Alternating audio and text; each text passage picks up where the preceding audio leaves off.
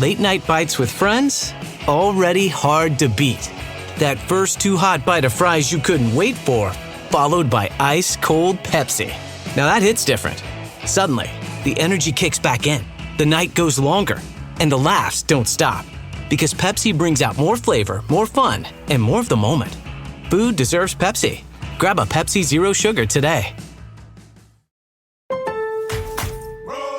Pros, find the right flooring for the job in Lowe's newly redesigned flooring showroom. Shop our expanded assortment of trusted brands and get up to 35% off style selections, Stainmaster, and Stainmaster Pet Protect Special Order Carpet. And while you're here, save $100 on a DeWalt 20-volt max 6-amp-hour 2-pack of batteries. Now just $179. Get more of what you need faster and save more where it counts from the ground up. Our best lineup is here at Lowe's. Valid through 8/26 while supplies last. Selection varies by location. Princess Tomato in the Salad Kingdom. You're a cucumber, but you're also a knight of the realm.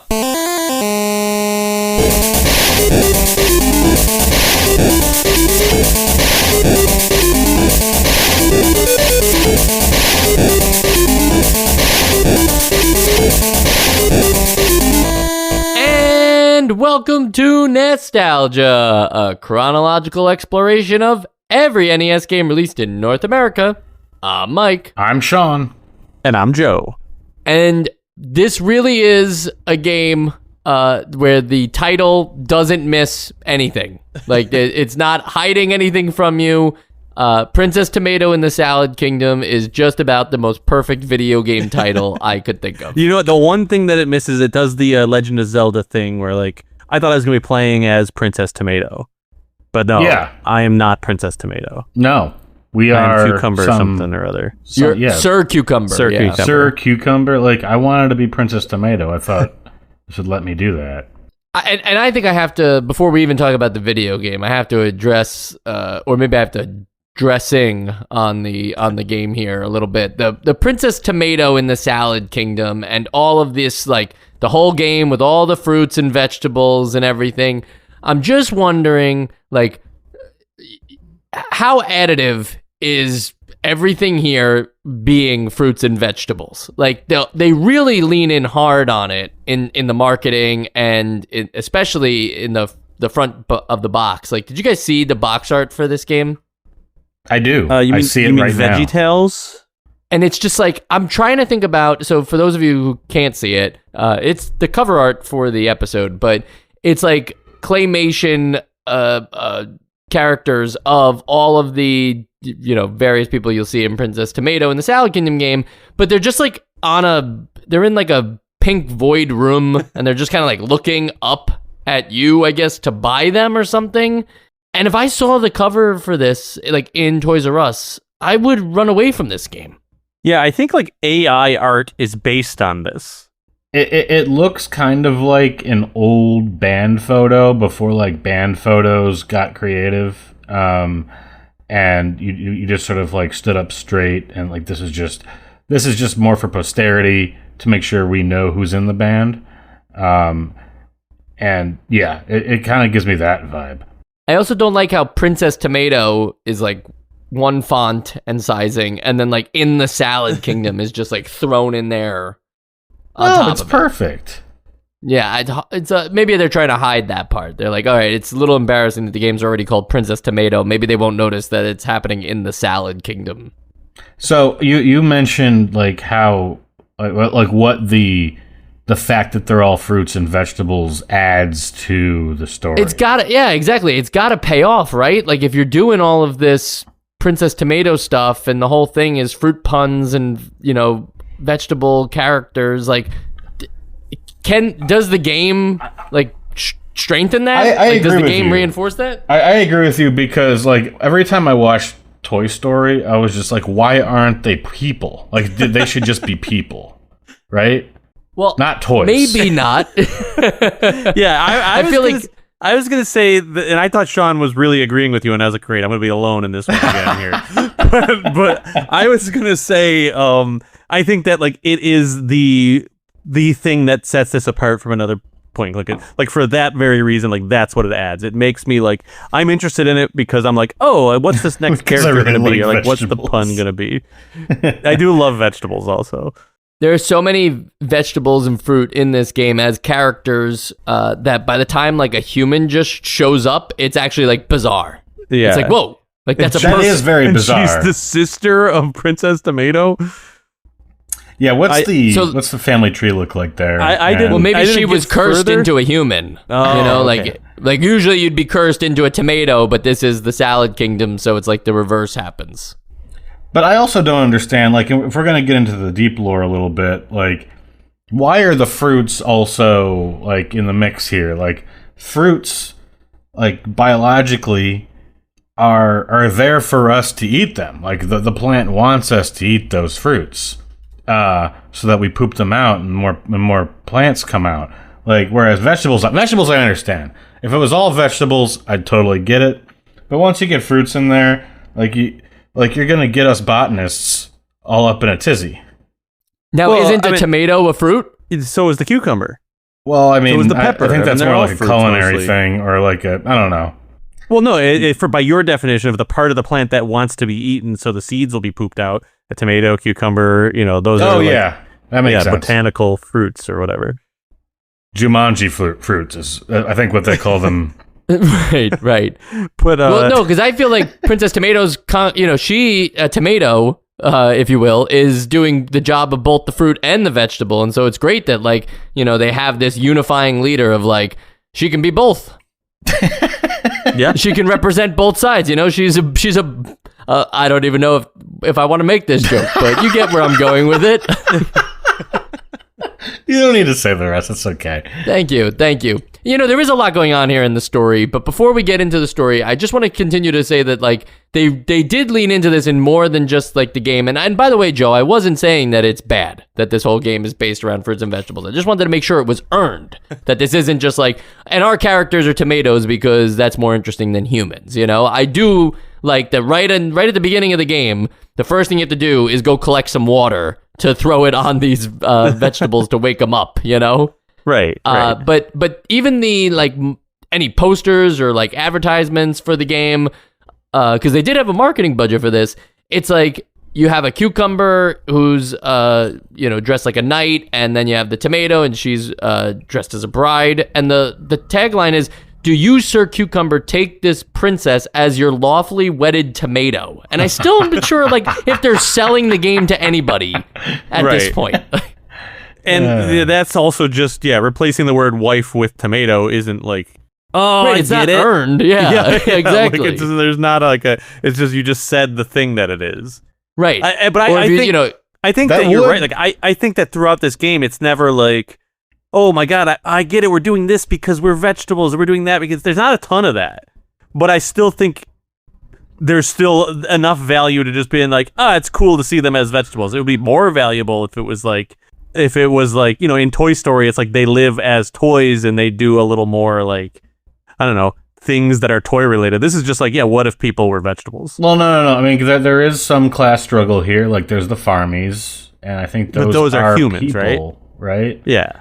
And they want to be eaten, and that's where, like, my problem with the fruits and vegetables thing happened. But, like, excuse me, they're at least, like, they're incorporating that into it. What I don't understand why the pumpkins, like, how they kind of make their own class out of it. I'm not really sure where that comes from, where the double entendre is there.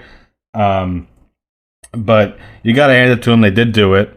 And yeah, I don't know what the what would you call it? I don't. What's Parsi? Percy. Percy's a what Percy's now? a persimmon. Persimmon, yeah. Okay, I've never had one. Which of is those. great. That Me works. neither. Percy the Persimmon? Yeah. I'm down. Could have called him Simon, too. I would have been down with that. too. Yeah. Now, here's the thing. When I hear Princess Tomato in the Salad Kingdom, I agree that maybe I thought I was going to be playing as Princess Tomato, but I also think that it's like a game for little kids, of which this is not. That's bullshit. Right. I don't know. Right. Because, and this isn't like, this is something that I noticed pretty early on. I think it's in like chapter 2. It's not something that like, oh my God, this is inappropriate for kids. But you talk to Miss Peachy at the juice shop, which the fact that there's a juice shop, I think it's just at the deli, but the fact that there's a juice shop is another like, what are they horrible, eating? horrific thing that's going on in this world of all fruits and vegetables. But you talk to Miss Peachy, and then if you like examine her, it's like she's a third-year college student studying speech just for kids. That's what kids want to know about, is like what what this sophomore in college is studying, and it's like a very funny because that's a junior career.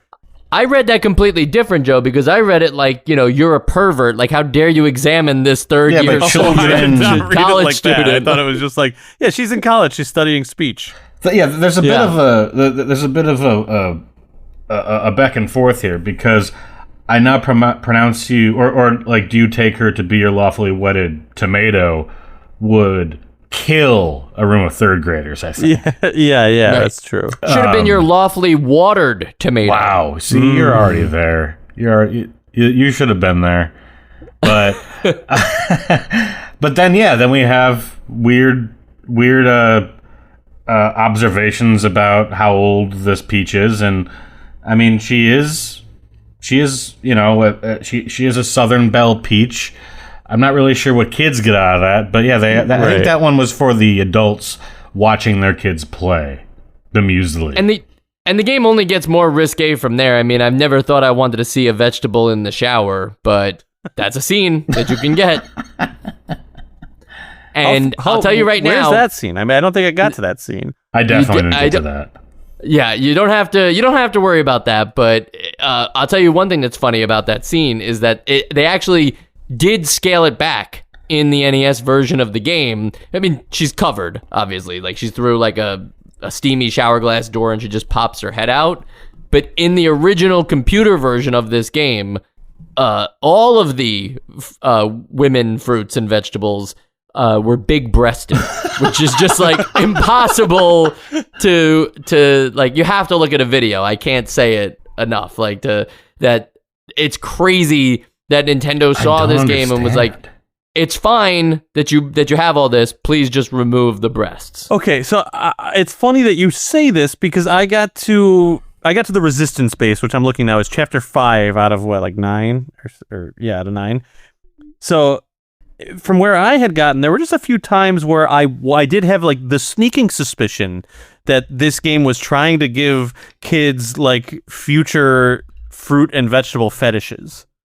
But like it never got that far where I was kind of just saying it like jokingly. I'm like, yeah, it's like, oh, they keep talking about how pretty this eggplant is. Like, that's weird. Are they trying to? But like, it sounds like maybe they really were. I'm so confused because, like, yes, and I didn't play too much of this game. Like, you guys got farther than me, but the game itself is just so simple, and like the language that it uses to walk you through it is so elementary that I would have thought that this was more marketed at kids, and yet it has this raunchy stuff. I'm not really sure where they were coming from. Yeah, honestly, yeah. Like I said, like up until right now, all the stuff that I thought was raunchy, I thought was me kind of like jokingly saying. But now it seems like, yeah, they continue to double down on it if you get further. But like, to your point, as I'm playing this game, compared to any of the other, like, I guess, point and click adventure games or things adjacent to that we've played, this has been the easiest, where it's like, it's not like I always know exactly where to go, but like I really pretty rarely had to like look up what to do next. It's pretty much like you can brute force your way through it, or you can just get through it by like usually just figuring it out. And so it's not a lot of like puzzle solvey stuff. That's the thing, Joe, is that like unlike the other point and click or even just adventure, style games that we've played, this doesn't have like the soft lock thing where it's like, oh, you might accidentally screw up or, not be able to move any further. Like there's no fail state in this game. So just as long as you continue to go to every single screen and hit every button, like you have a chance to continue to make progress. And when I say hit every button, like this one also has more options than any other point and click game we've played thus far. Move, look, check, talk, take, use, give, buy, hit, fight, praise, dump, item, and Percy. I like Percy having a button. I think what's even better is Percy's a button before you meet Percy. I don't know who Percy is I think one of them, like what it will say when you... Yes, right. And it's just it's funny that it was just probably easier for them to just add that line of dialogue than to remove Percy from the menu for like 2 minutes at the beginning of the game. They couldn't just add it in. They were like, no, it has to be there at all times. But like, that's a lot of things to check off. So if you are lost, which, I agree is kind of hard to do at first, and you will learn the game. But if you are lost, there is a lot of like things you could potentially do on any screen before you can like move forward. Right. And don't get me wrong. I there were times where I was like, I don't know exactly what to do next, but I was always confident I could figure it out if I tried enough things. And like, usually it was not just like, let me just try anything. It was like, I wonder if this will work, or I wonder if, like, it was stuff that I feasibly thought could work. But I think that there being this many buttons, and also like when you go into one of these buttons, sometimes there's like, if you check, there are things to check. There's like a ton of things to check, and half of them don't do anything. Personally, I actually think that's kind of a positive. No, it is. Because the game is so linear that it's like, it gives you a lot of like things where it's not just like really obvious what to do next. It makes you feel like at least you are making decisions. In a game design from a game design perspective, it's better simply like, because a lot of detective style games will do this, where they just give you a boatload of options, so you can't just deduce everything but without even playing the game.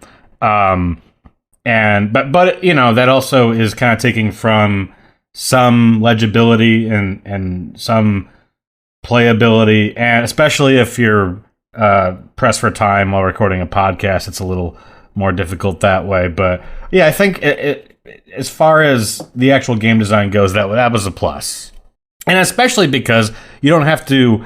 And this is more so just for my own preference, but instead of pixel hunting and clicking on the 2 pixel wide door out in the distance of whatever screen you're looking at, it just gives you a list, and I appreciated that. It's a lot quicker to go through any scene that way. Yeah, and sometimes like if you got to talk to someone, there's only one person on screen, just click talk. It knows who you're going to talk to, and you'll talk. There's a lot of things like that where it's like, yeah, we know what you want to do. Like, you clicked it, we're good. And it's worth remembering that is the entire game. So it is great that they have all those options in front of you, because there is no other part of this game. There isn't like, and suddenly when you enter the town, now all of a sudden it's a platformer, or now it's a puzzle. Like, it's always just about checking everything around you, talking to those things, and kind of trying to figure out what item you need to have for specific situations. But where I will say the game does a great job at even like weird things that you might not guess is something early on when you get to the little house by the lake at the beginning, and you have Percy with you at that point. There is a shrine and a statue at that shrine of an apple, and if you try to do anything on that screen, it doesn't really seem like there's any options. You can't take the shrine, you can't hit it either. The statue. Yeah, you can't hit the statue, you can't praise it. So if you hit the Percy button, he gives a clue, which I don't have in front of me, but it was like just enough of like the kind of thing that sometimes you want game FAQs to be, where it's like, don't tell me the actual answer, just like, nudge me towards it. And it was the kind of thing where it was like, oh, maybe I should look at this statue. And then I noticed that like that didn't do anything, because it wants you to look at it like several times to make it blush. But it was like enough to make me think like, no, I think I was supposed to look at it though. And I wound up clicking it 3 times and getting the apple to turn red.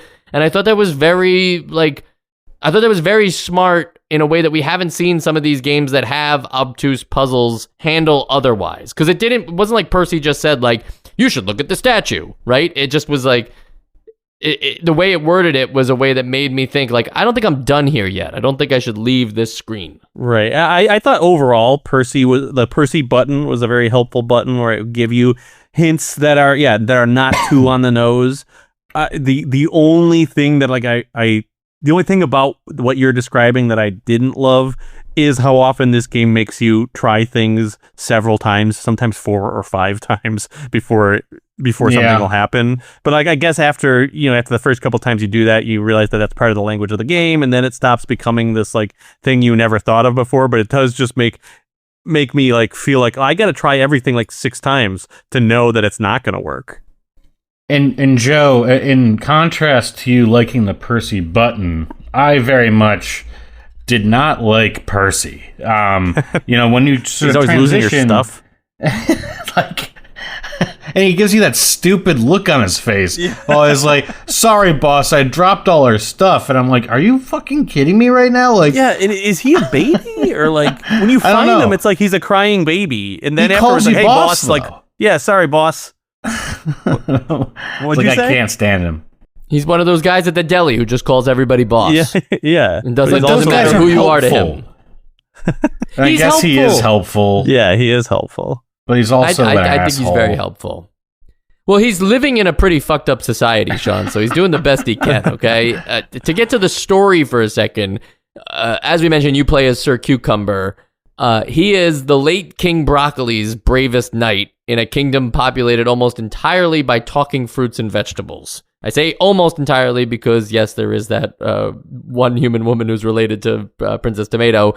The royal advisor, Mr. Pumpkin, has staged a coup in the Salad Kingdom land, kidnapped Princess Tomato, stole the royal turnip emblem, and is now he made like a fortress in the Zucchini Mountains. And it's like, you're just reading all this, and it's like, it's hard. It reminds me of, there was an episode of the Rugrats where they take the babies to a movie for the Dummy Bears.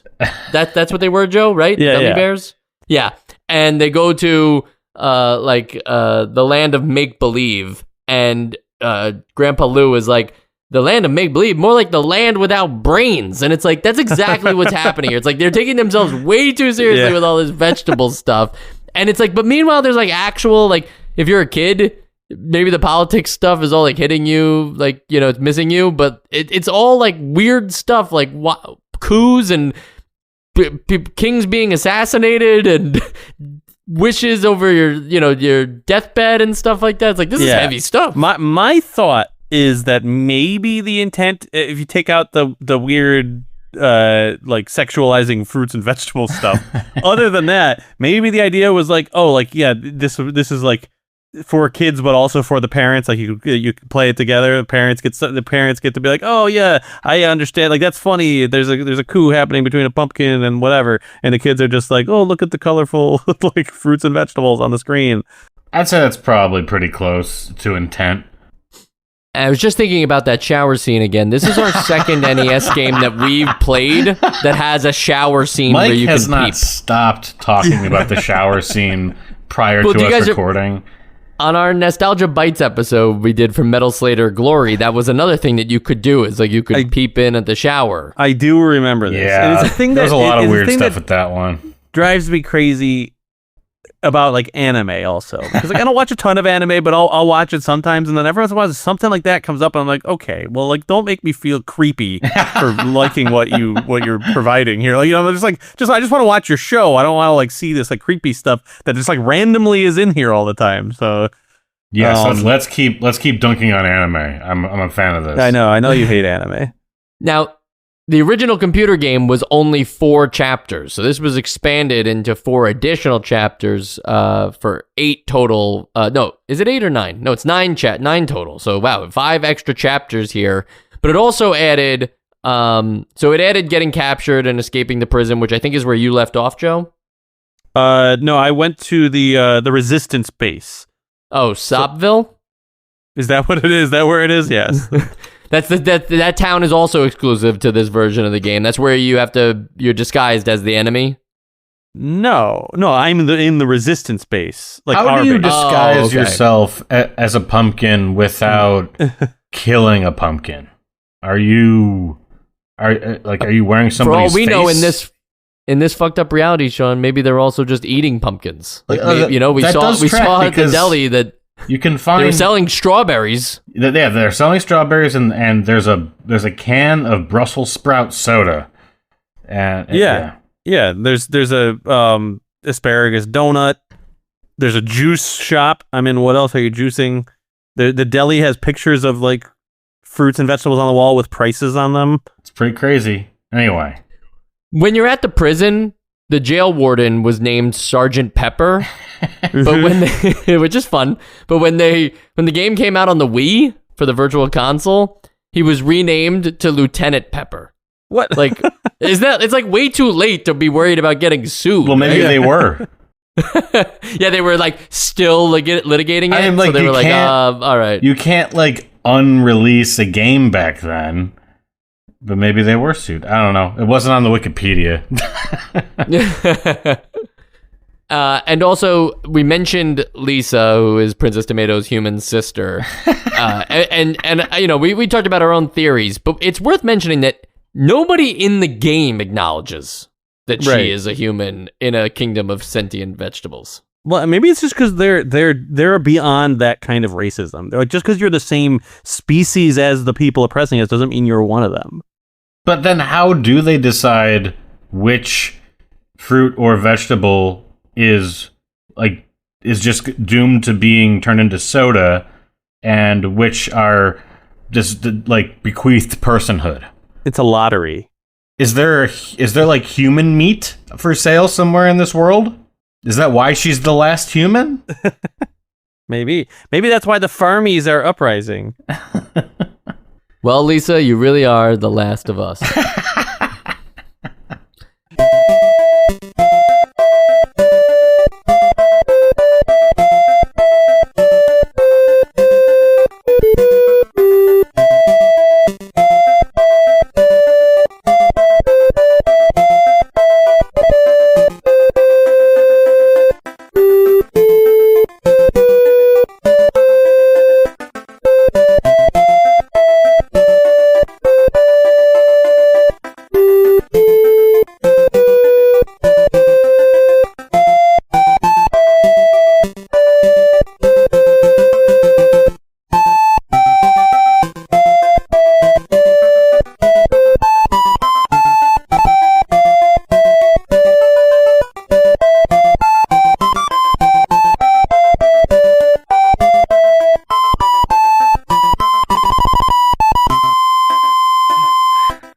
Now, most of this game is just static pictures. There is some animation when you actually do check on things or unlock things or, you know, use the correct item. But mostly for the most part, birds. it's just...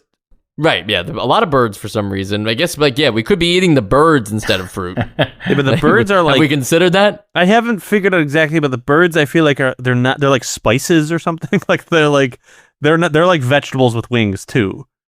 There were like cherry. I think there were like cherry. Oh yeah, there was birds a as cherry well. one. Yeah, Which doesn't make any sense in the logic of like equating it to our world. It's not like birds and human, like birds are like, oh yeah, they're kind of like humans. It's like, no, they're birds. Like they're completely different. They don't. It's like, is there something going on in the water that everything has to be fruit? It has to have seed-based culture. You know what it is? This actually has the same world building and internal logic as BoJack Horseman. Okay, I buy that. Yeah, it's just birds. It's just like animals and people with normal jobs and everything, but otherwise the world is the same.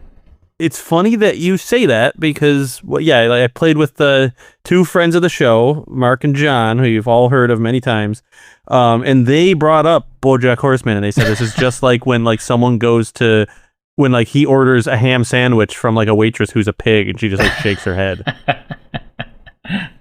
It's just frowned upon. It's not monstrous. Right. Yeah, she's just like, yeah, she kind of just like tuts and like goes, disgusting.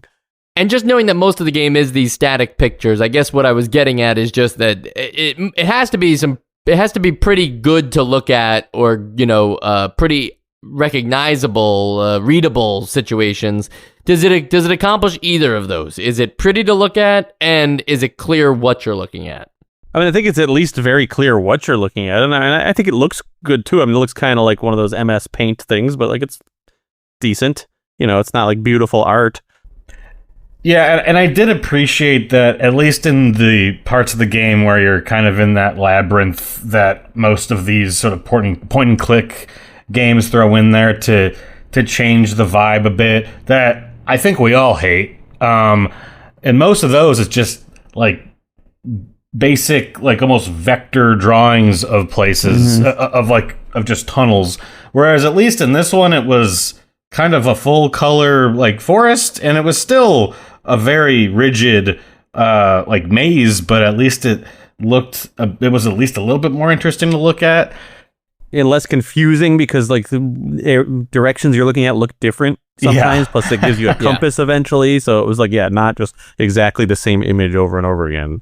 I think with all of those kinds of mazes, regardless, like it is helpful that there is like actual like distinguishing, because it's in color and because it has more detail, that there is distinguishing features. I think just in general though, with these kinds of mazes, you just best to break out the graph paper and at least have some kind of sense of a map, that you can refer back to, because there's never going to be any of these games that like handle that part correctly, where you can like refer to where you are in space outside of the current like square you're sitting in. But at least this one had a kind of rotating compass that made it easier to keep track of yourself. But you're probably best off still making that map. And I guess, like, it's just not the prettiest game to look at on the NES. And I'm surprised by that, because the screen is rather small. So they really did do a lot of, the HUD on this, and then just put like a wooden mortise to put it in like some kind of storybook frame. So the actual image you're seeing is pretty small on your TV, because they're using so much of the TV space for the UI, that I'm kind of surprised at how sometimes the drawings are a bit crude, especially the characters. Like, I get that it's a style, but I didn't love it. It did start off strong, and then it kind of like they ran out of time. Like, there was a lot of detail and a bit more painterliness in like the first 5 screens of like level 1, and then that took them 3 years. Yeah, and then the rest of them they had like a month to finish. It's like, now we're just doing line drawings. Yeah. And so, like, outside of experiencing the story, which I don't think I want to give a walkthrough to the players, that is basically what the game throws down here, is that you are, using these commands to engage actively with a storybook that does not have a choose your own adventure component to it, right? There aren't choices you have to make. There aren't things that you can miss and solve differently. It really is just about continuing to take the author's intended path, but doing it in a way that, you might visit a different shop first and talk to the person and be like, I'm not sure what they need, but now I need to go find that. Which on paper is like what Shadowgate does too, but this one feels like maybe it could have used a little more for what it is, Maybe more rock, paper, scissors. And that was the one thing I wanted to bring up too, where like there's just this baffling other element of this game where you play rock, paper, scissors to fight people. Which is also new to the NES game. Really? Were there actual fights in the original? And they were like, we gotta No, I don't. tone that they down? might have just not even had the fights in the, because it's just there was less chapters. Huh. Well, it's not even just regular rock, paper, scissors, which is weird. Like, you play rock, paper, scissors, it's and like then double... if you win, you get the opportunity to then choose a direction, and if you choose the same direction as your opponent, then you like win. Yeah, it's like double elimination. Yeah. Rock, paper, scissors. Or like maybe more like 2-factor authentication.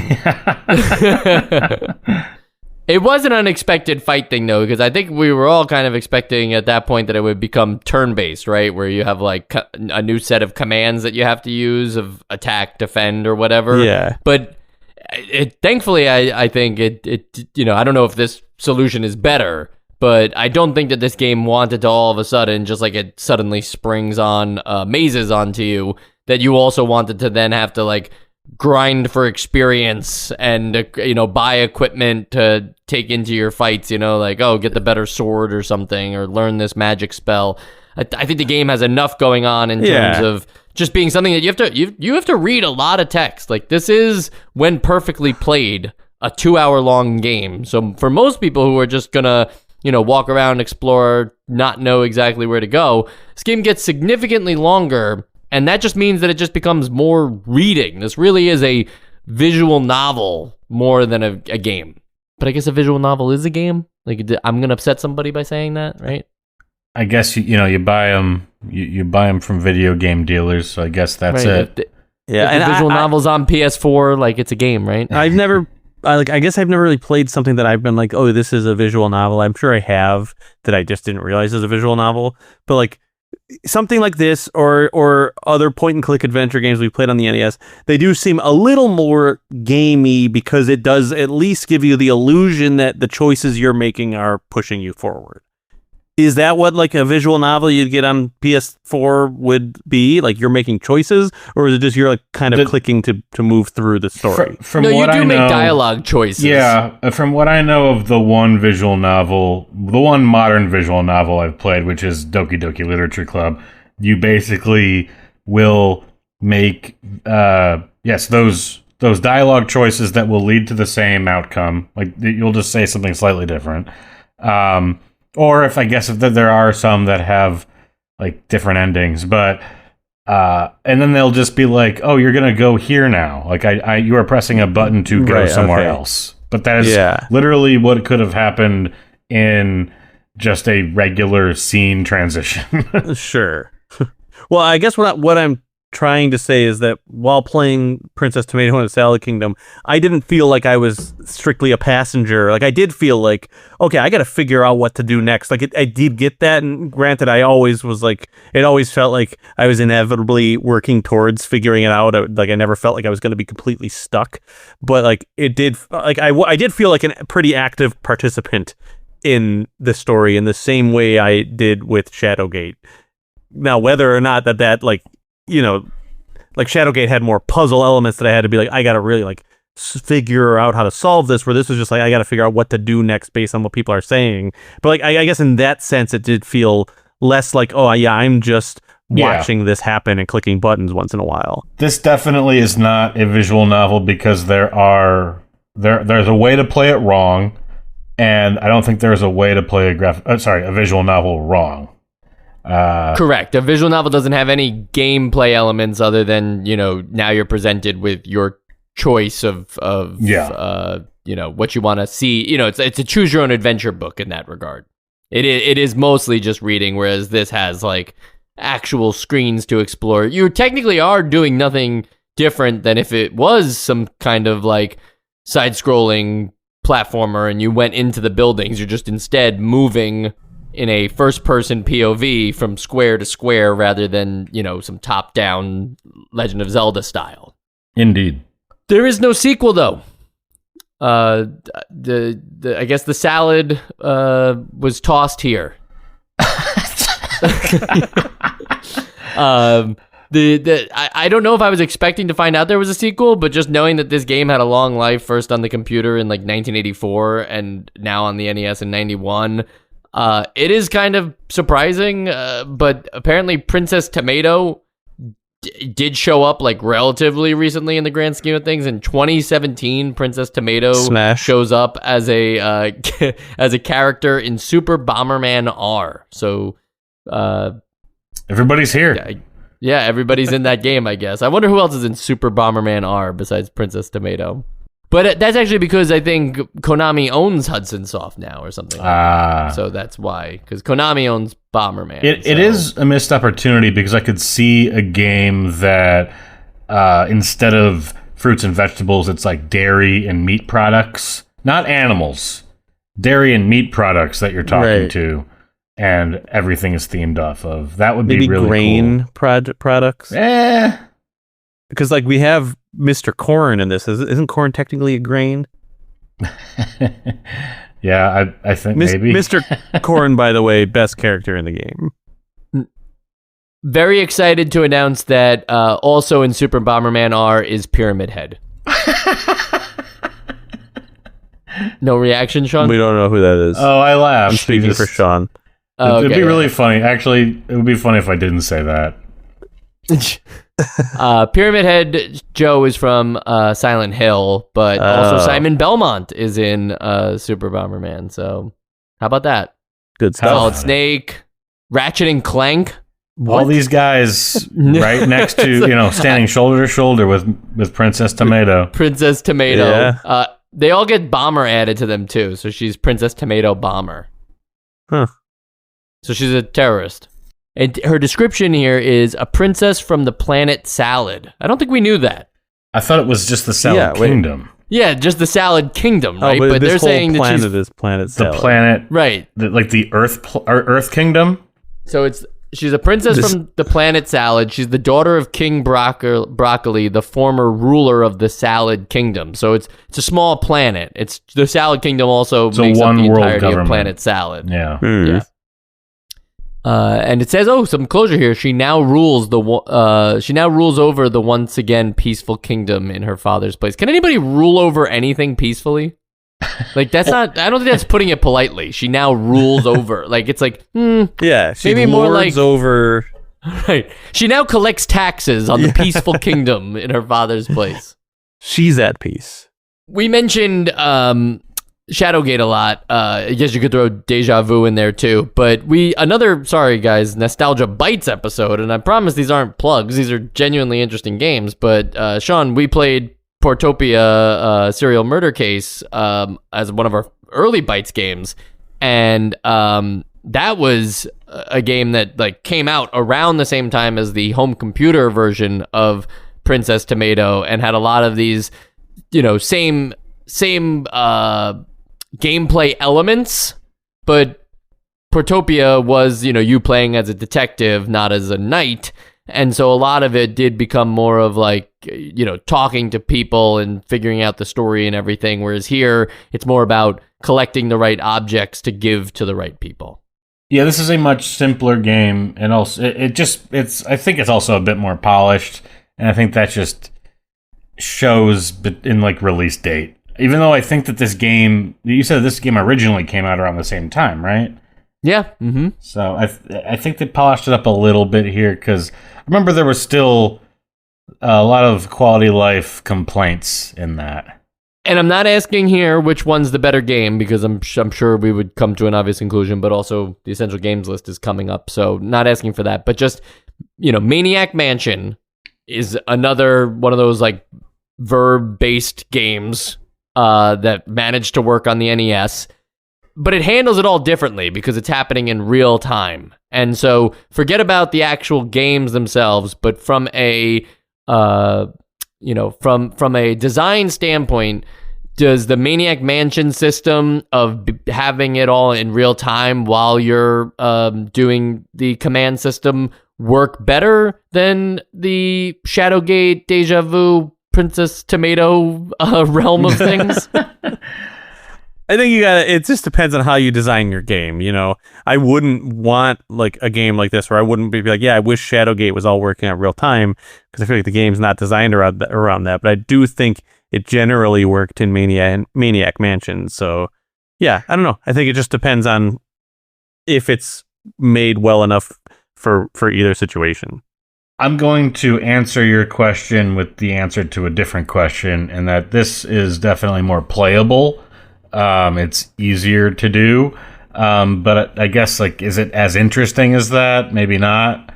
But there's definitely a lot of ways that you can fail in Maniac Mansion just by virtue of not doing something fast enough, which is not possible here. So more playable. It's funny that we keep talking about this game as like a storybook and more playable for younger audience members, and we've mentioned the shower scene, which I've been thinking about all day. But there are a couple of other things that were changed too. I think, you guys made reference to the juice shop, which was originally a liquor store in the original game. Mm-hmm. But the coffee donut bar... Oh, what about the donut? The donut was originally a cigarette. Yeah, you got to bring the homeless guy a cigarette. Right. It was a cigarette shop, and then they turned it into a coffee bar. And then there was also like a Shinto, Japanese religious like rope on a tree, but like because that's now just a rope on a tree. If for US players, it does not read that at all, and so they had to make sure that they removed that. So, again, something that we talked about throughout this whole episode, but like starting even just with the tomato fruit motif, I'm just not sure who this game was for. I've never landed on the target audience from the moment I opened the game, from the moment I looked at the box art to, the research to the marketing material. I can't figure out who this game's audience was. It was a psyop against our children. Or maybe it was, because you guys were saying like developing a fruit fetish and a vegetable fetish. Yeah. Maybe it was just like, the Food and Drug Administration was like, this will make kids love vegetables. Like, let's pour some money into an English translation. Love vegetables. Yeah, they'll love vegetables. They want to take a shower with their orange. Just like you'll want to take a shower after you hear our votes on the Essential Games list. Joe. Look, I won't pretend I didn't enjoy playing this game. I mean, it was a fun little story, I thought, at least as far as I had gotten. But yeah, I mean, it's unfailable, really. And I do think that like the quirks, the very surface level quirks of like everything's a fruit or a vegetable, like check it out, how interesting is that, like kind of worked on me. I was like, whoa, this guy's a pepper, like wow. So like that did work on me. But yeah, no, this isn't essential. I mean, it's the most like base level point and click adventure game type thing. It's not like the prettiest to look at, anything like that. I just thought it was an interesting anomaly of a game that did keep me interested longer than a lot of the games that we play, but definitely not an essential game. Sean. Yeah, I have the exact same opinion. Like moment to moment, it at least like kept me awake. It's like, wow, this is bizarre. And then you go to another screen, it's like, this is also bizarre. Eventually it does wear off, and it's just sort of like, oh, this strawberry is very passé now. But regardless, yeah, it's still well put together. Like it's not frustrating unless you get annoyed by selecting the same thing every like over and over sometimes. But yeah, it's just an okay, not recommended game. So not essential. Yeah, I mean, it is charming, a little funny at times. I do feel like because of its difficulty, right? There's no death, there's no dead ends, there's pretty generous hints from Percy without just straight up telling you what to do, that it is like a good ideal beginner's game, even if the game isn't necessarily child friendly. I mean, it's child friendly by today's standards. Kids are looking at crazy shit online. But here's the thing, like the actual gameplay, because we're not categorizing it under the visual novel element, the gameplay is thin. I don't love these still screen. I don't even love the design of them, but I also just don't love that like style of game. Like I would rather be in a world I could walk around and explore. There's a lot of these menu verbs to check, and the weird additions of the maze and rock paper scissors fights to like to add something actually don't wind up adding anything to the game. So, yeah, like in that regard, like those things just feel bolted on, not like they were designed. And we would know that they weren't designed as part of them because they're not in the original game. So I think while, maybe the additional chapters make this game a enhanced version of the computer version, I can't say that I want to like get to the end of Princess Tomato in the Salad Kingdom, because I don't think it like went extreme enough in any particular direction. Like this could have been like a strictly comedy game that's just like meant to make you laugh out loud, and it's just so absurd that you want to see how it ends. It doesn't go there. It could go all in on the like fruits and vegetables element and like have to come up with some neat ideas about like cooking your friends or something, and it doesn't do that. Like it never goes anywhere off rails. It's pretty standard fare. And so I think that's why by like the third or fourth chapter I thought, how much more do I need to see? So that's my honest take. 3 no's, but you got something here. Maybe add a little balsamic to it, and then you got something. All of these fruits and vegetables have skeletons.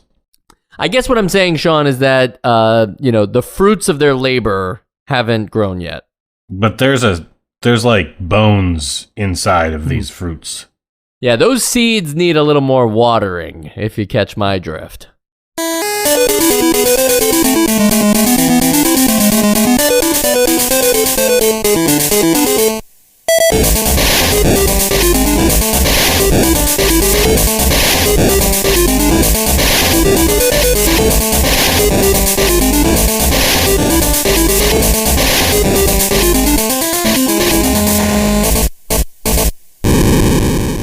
All right. I thought Joe was going to join in with one for sure. I was thinking.